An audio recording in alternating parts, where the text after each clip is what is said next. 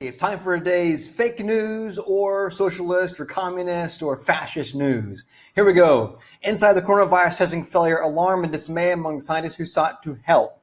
Yes, it's probably a failure. It's called hindsight is 2020. Okay. What they don't really like to say though is that China knew about this all the way back in December and did nothing about it and even attempted to cover it up, while the United States was concerned about it, but didn't think it was that big of a deal. But at least they didn't try to cover it up. So yes, hindsight is 2020.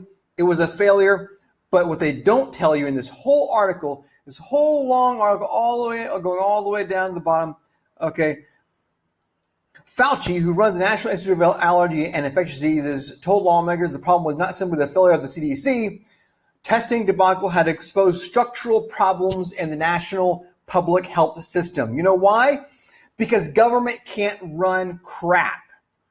And that's why we need to go back to the federalist system of allowing the states to control their own stuff.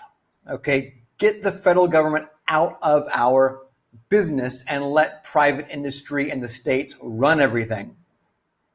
Yes, it's a failing. Let's admit it. Of course it's a failing. The federal government is there as a support, not as a main option for go-to money daddy.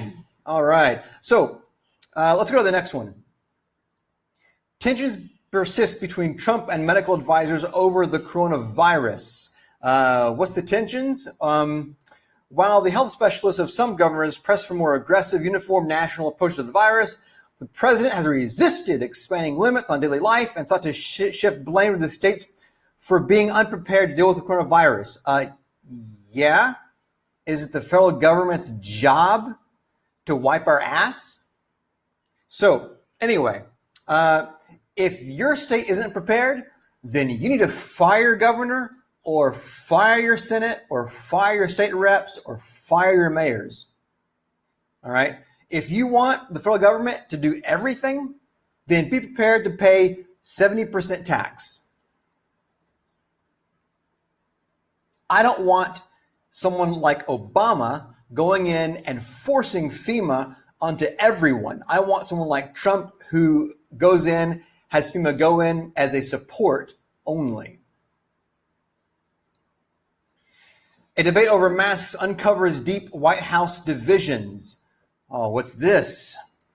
Wearing a face mask as I greet presidents, prime ministers, dictators, kings, queens, I don't know, he added. Somehow I don't see it for myself. Is he saying not to wear face masks? No, he's saying he's not wearing one. Would you want to see the president wearing a face mask all the time?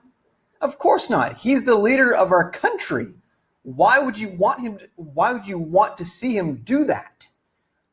He's supposed to be a symbol of strength. Okay. Anyway, here we go. Next one. How Trump surprised his own team by ruling out Obamacare. The White House instead rejected the prospect of allowing new signups across the 38 Affordable Care Act marketplaces it controls, a decision that shocked the healthcare industry, triggered widespread criticism, and prompted a scramble within the administration to find a new way to care for the growing population left exposed to the pandemic. Yeah, it's called private healthcare. The reason why healthcare is so expensive is because government regulates it, but doesn't regulate it enough. Okay? If there was no regulation, it wouldn't be so expensive. It would be competition. Okay? Anyway, that's all for today.